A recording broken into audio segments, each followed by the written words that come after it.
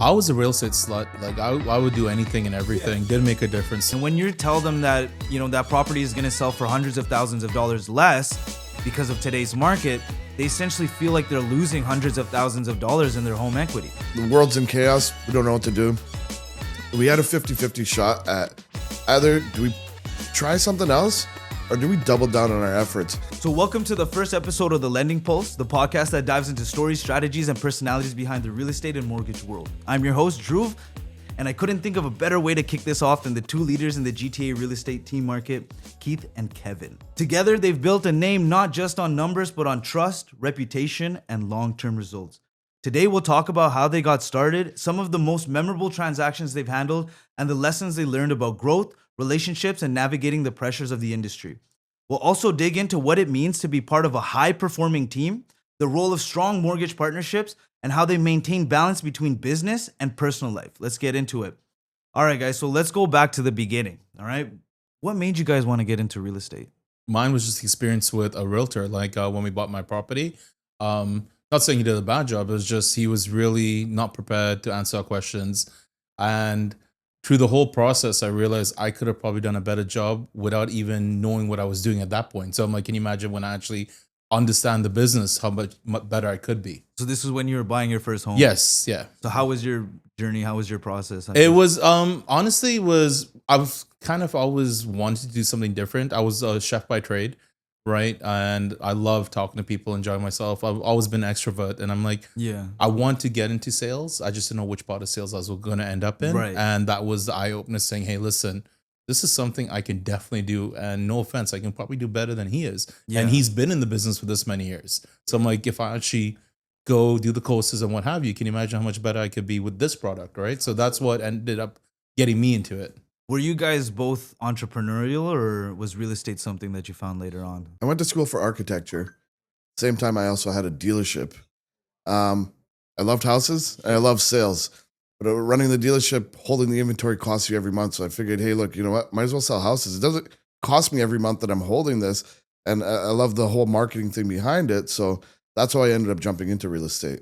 Did you guys both start your real estate careers at the same time, or was one of you already in the business? No, I was already in the business already. Okay. Actually, I met him when he was buying a house. We met prior to that. Okay, so he was your first client. No.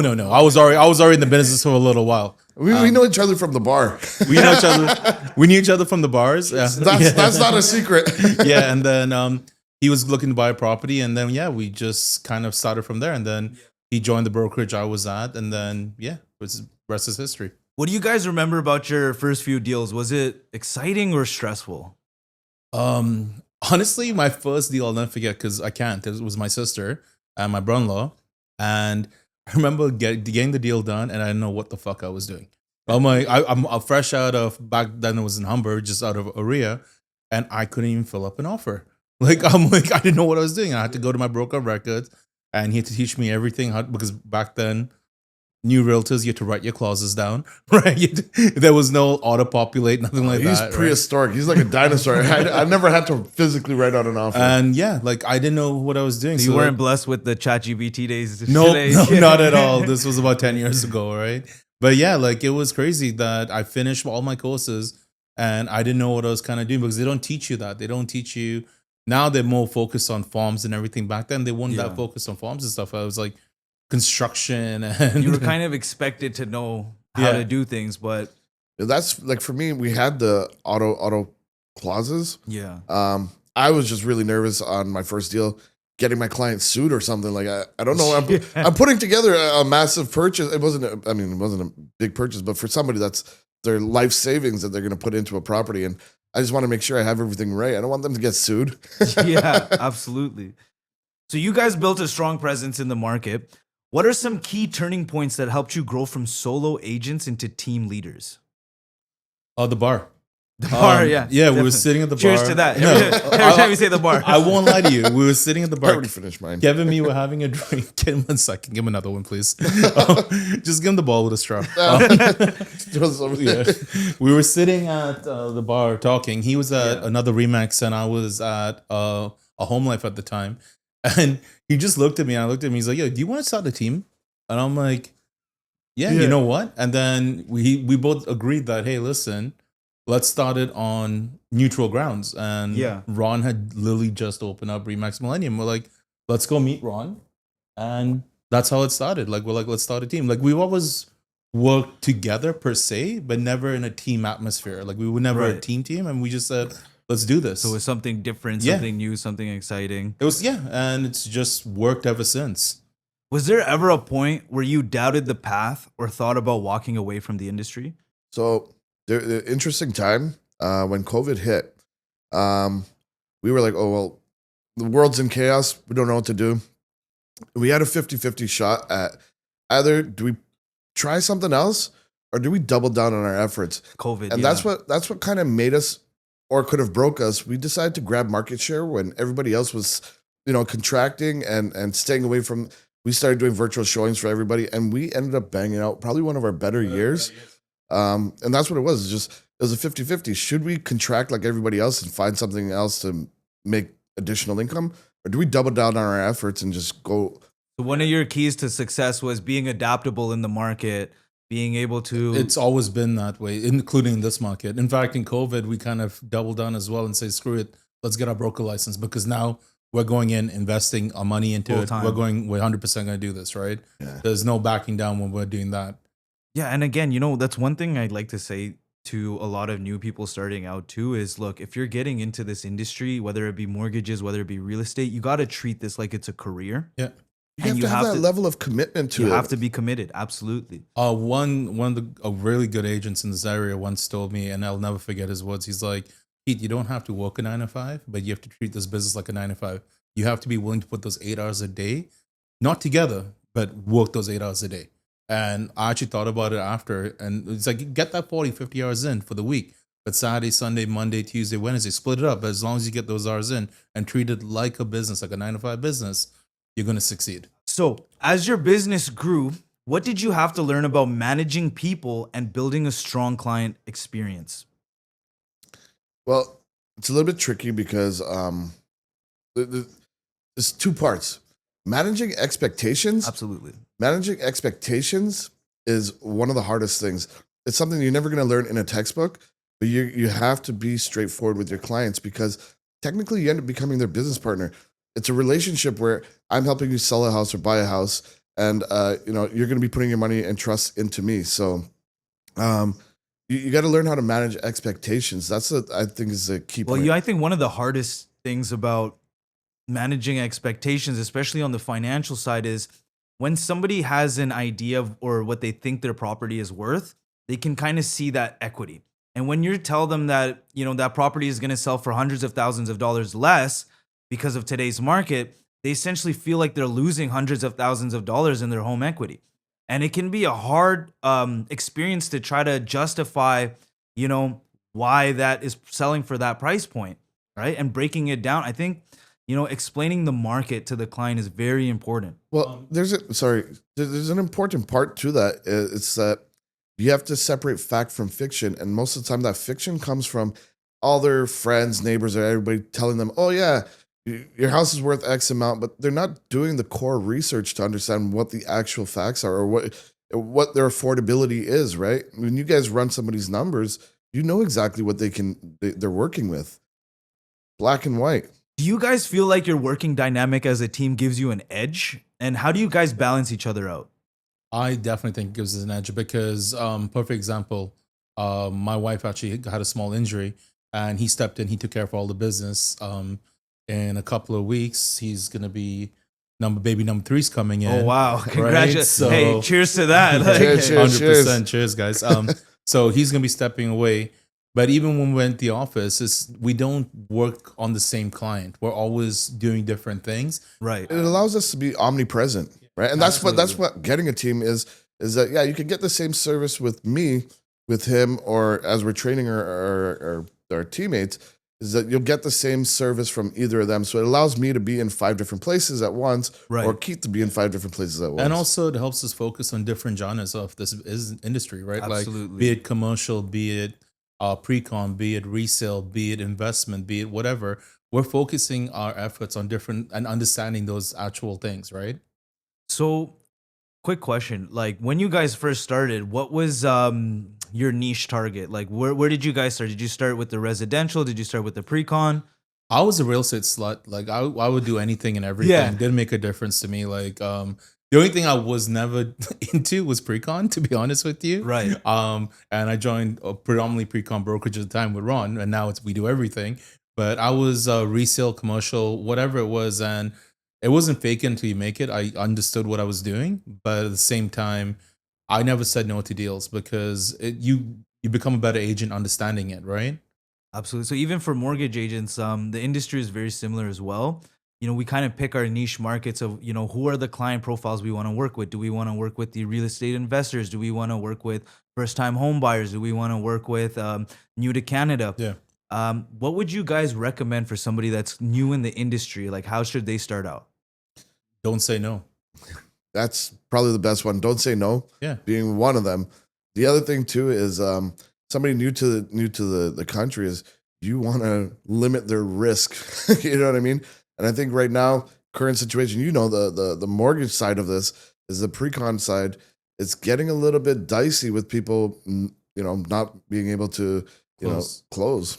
Absolutely. Well, with a new agent as well, the biggest thing I think we could say as well is when you don't say no, make sure you have that mentorship and leadership behind you to help you, because you're not going to know what to do. But as long as there's someone behind you to help you, that's the most important thing, right? Absolutely. Let's shift into the financing side. In your experience, what makes a mortgage partner truly valuable to a real estate transaction? My biggest thing and his biggest thing, I know it's nearly there. Like, it's not about, like, of course, proving our agent stuff, is being available when we call. Our clients, our biggest, I guess, complaint is we call, leave messages, and they don't get back to us. And then Kevin and me have to call and say, can you call back this client? We shouldn't be doing that, right? So it's just being available to talk to the clients, because it's still like that hand-holding process, because they want to know, did I get approved? What's going on? Yada, yada, yada. That's the thing, is that for us, we're in this business day in, day out, right?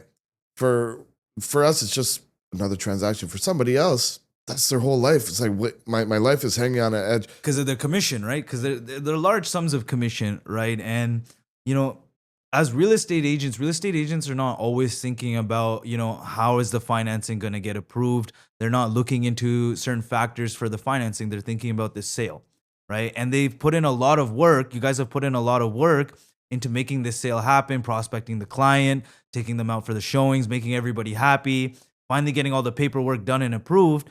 And now there's thousands of dollars of commission on the line. A good mortgage agent is going to make sure that everybody is included in the loop. 100%. And that's the dumbest thing an agent would ever do if you don't think about the mortgage. Because if the deal doesn't close, you're not getting paid. And you should be worried about getting paid. You should be worried about getting your client the property. Like, and that's our whole thing. We don't care about the commission. It definitely helps us. It's to make sure our client's taken care of. Because guess what? I'd say nearly 50% of our basis plus is referral. And the referrals is because we take care of them and don't chase the money. Have you ever had a financing situation that nearly killed a deal? And what did it take to recover? Okay. I'll let Keith take this one. So it wasn't us. It's actually a great story.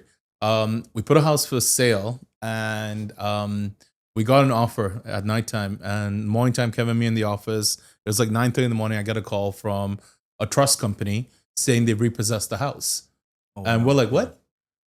He's like, well, so we're taking it on your sign. We've already changed the locks. We already shut down electricity. We shut down everything. I'm like, when do you guys take possession of this house? They're like, this morning. I'm like, oh, great. We sold the house last night. Right? And they were like, what? Yeah. And we sent them the APS. Yeah. We contacted our lawyers. And he's like, yeah, you guys have good standing to sell the house. So they had to come back now, turn back to power and everything, because we do a home inspection and what have you. But yeah, like, it was crazy. Our seller didn't tell us how, I guess, bad of a situation he was in, right? And knock on wood for him, we got an offer the day before they took possession.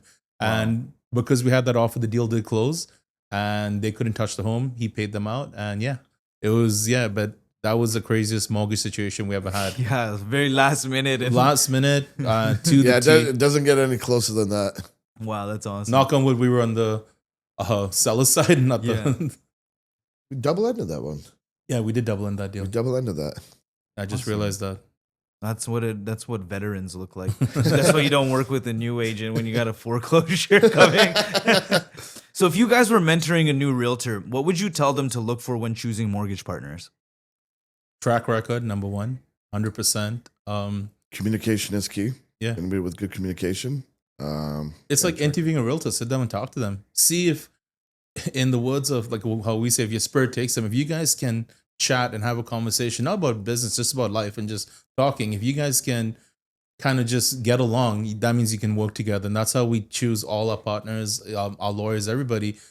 If I can't have a conversation with you and I don't like you, not don't like you, but I just don't want to talk to you, how are we gonna do business together? Absolutely. You know what I mean? And that's the thing. It's just like kind of You don't come to the bar. Yeah. like, yeah, you have to have some kind of a synergy kind of situation, right? We all have kind, and that's why I love this. Like we all get along together, we all talk, we all shoot the shit.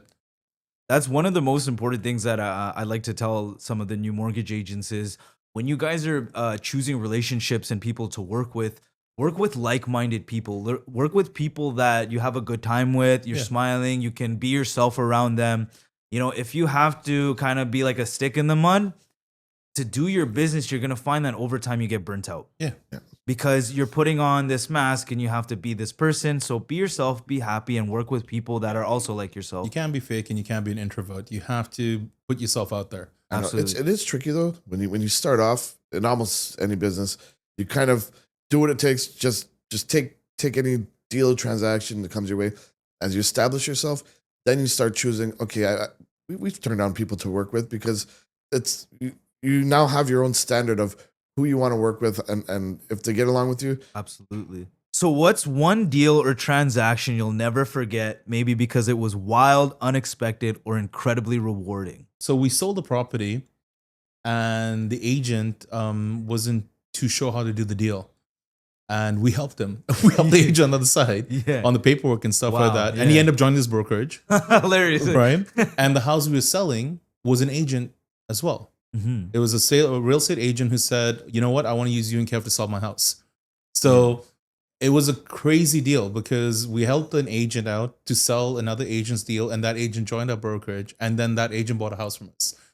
So it was. That's, you know what's really good with that? It's like you guys cannot be afraid to go above and beyond, because at the end of the day, you're here to build relationships in this industry and lifelong relationships. And that's a perfect example of people willing to work with you because you're giving that value in that service. Yeah, but then we have the opposite side where we gave value and service, and just didn't work out. We had one client, we sold her place above asking. Actually, she got the highest number on the street. Wow. Yeah. And then a neighbor told her she probably could have got a little bit more. And she just completely flipped out on us. And she was like, no, I want you to cancel the deal because the neighbor said you could get more. I'm like, the neighbor's not even a realtor. Yeah. We had a bunch of offers and we negotiated one that was the best for you. And we actually bought her a property that was the lowest sold. So she hit both highest sale and lowest purchase. Like her ultimate net was like very, very good. Yeah, but sometimes it's honestly, if someone gets in your head, it's hard to get out. And the biggest thing you do with that is just smile and just continue on, right? Again, yeah, like it's hard to manage clients' expectations when they have a certain number in their mind. Even myself, I had a client I was working on a deal for, and he was so stuck on this number for 1.1.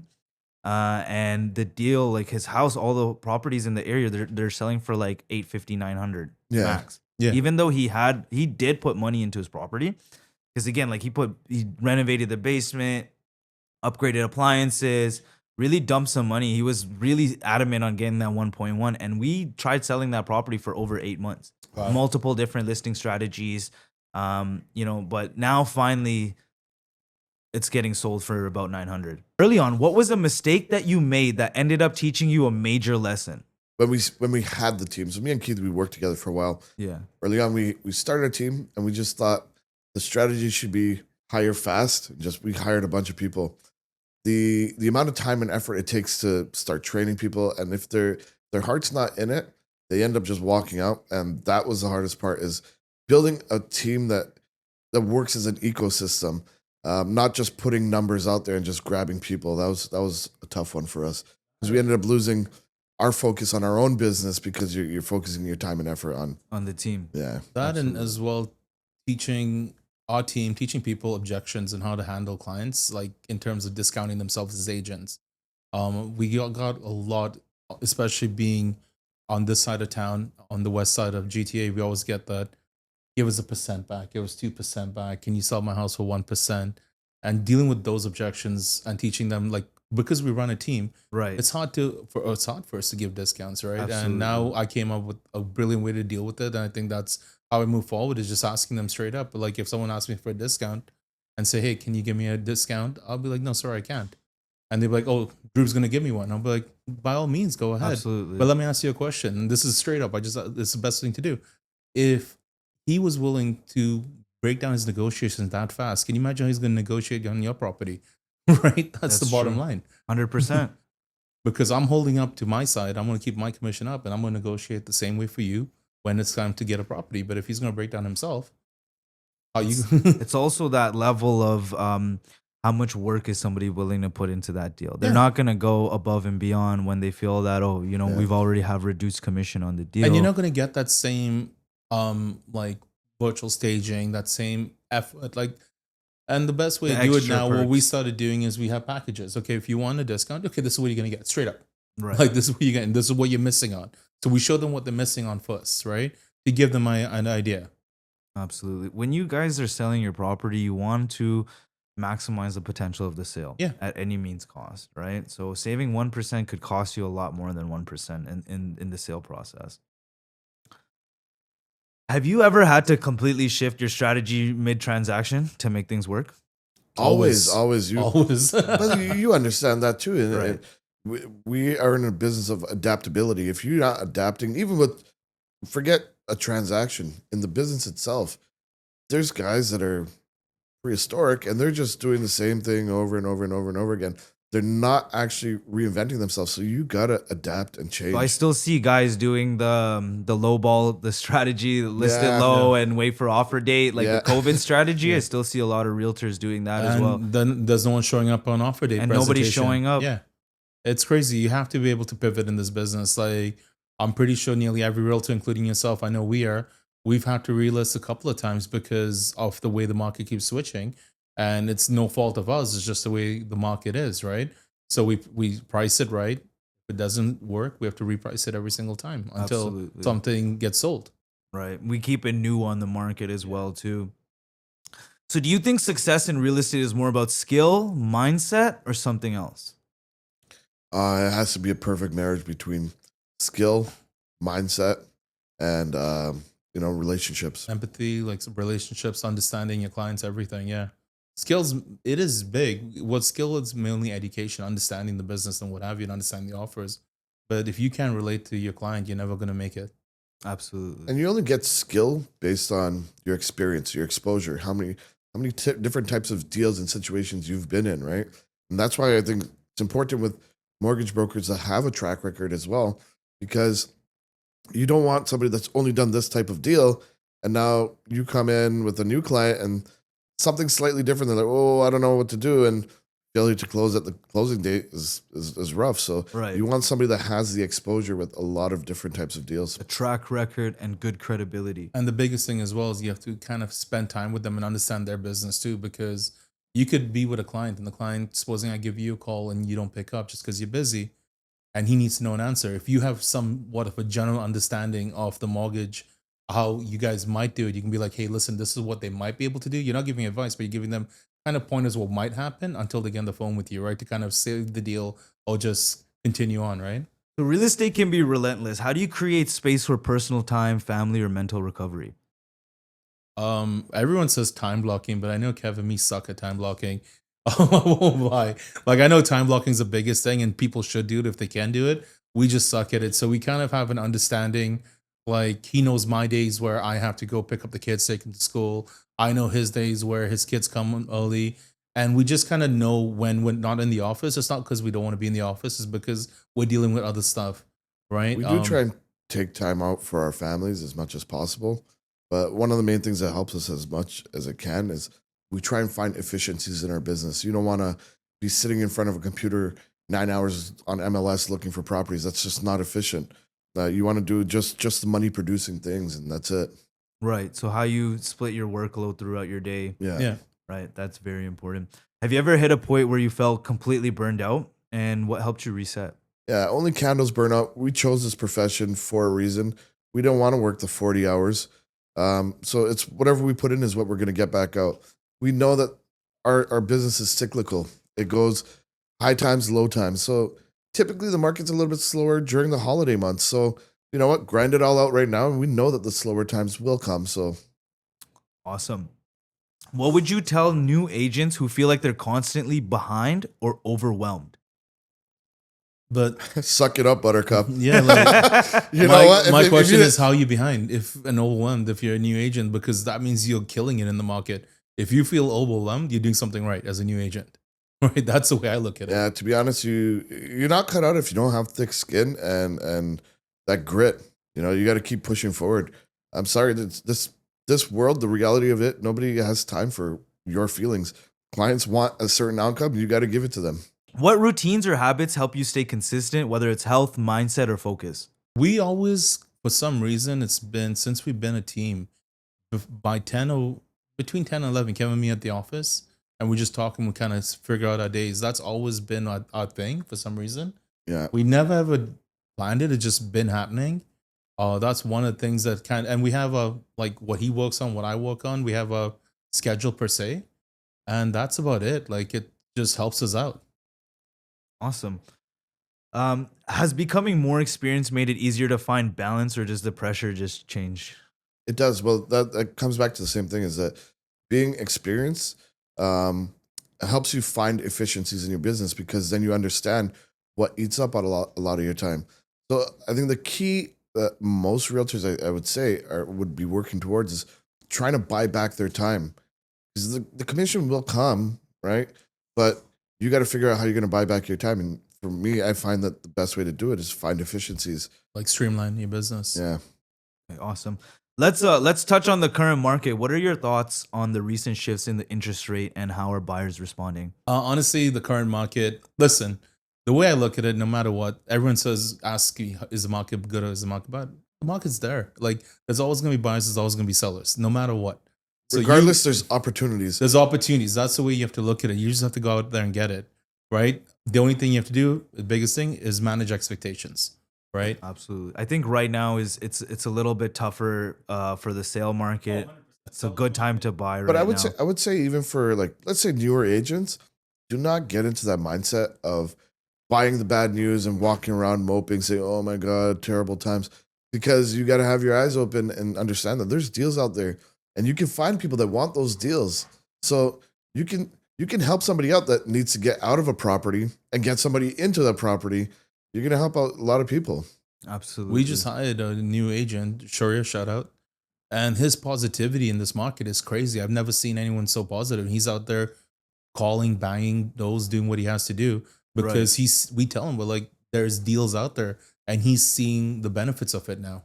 At the end of the day, regardless of the market, somebody's always going to need to buy, somebody's always going to need to sell, somebody's going to need to refinance, somebody's going to need funds, they're going to need help. And if you follow the ebbs and flows of the market, you're going to get lost in those waves. Yeah. Right? What do you guys think about the recent dollar shift? In the US dollar has come down and the Canadian dollars bounced back a little bit. The thing is, I mean, it's minimal.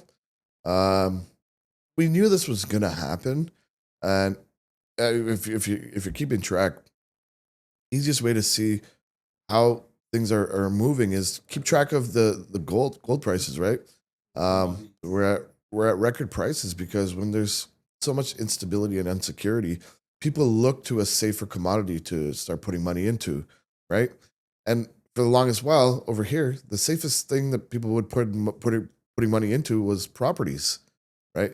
Now we found that, okay, maybe it's not that. Speaking of which, I've had a few people come to me and, we talk about like long-term investments. Where should I put my funds, Drew? Real estate has always been a great option because it's long-term appreciation. How would you guys address some of those buyers that are in kind of seeing this market slump, and how would you advise them? 100% put it back, because there's so many deals out there, and now there's deals out there where you could pick up, let's say, a 50 by 150 lot and apply for a second dwelling, a garden house, and make that a triple income property, right? So there's all those deals out there. It's just you have to have the vision to maximize the cash flow on the property. Exactly. Right. Do you feel that the media is helping or hurting consumer confidence in the current market? The media is never really Real media. Yeah, the media is always the narrative that they want the public to start believing, right? I mean, you got to look at stats and figures to really understand, paint a proper picture. But a lot of people, they watch 5 minutes of the news and they're like, okay, well, I understand the whole market. Right. There's so many moving parts to it. It's actually very complex. Perfect example is what's going on the border right now. They're saying they're seizing phones and stuff like that. One of our good friends just crossed the border and he said it was so pleasant. He drove into the States. He was going for his sister's birthday. And coming back, it was a little bit more aggressive because they're like, why do you go to the States and stuff like that, right? So it's kind of the opposite of what you're hearing. Right. Keith, Kevin, thank you for joining me today, being part of the very first episode of the Lending Pulse. Your stories, lessons, and perspective are exactly what this podcast is all about. For everyone listening, whether you're early in your career, thinking about entering the field, or just looking to get sharper, I hope this episode gave you some clarity and inspiration. Be sure to subscribe, follow, and stay tuned for more conversations just like this. And if you ever need help with financing, don't hesitate to reach out to me or Sunil. Until next time, stay focused and keep your finger on the pulse.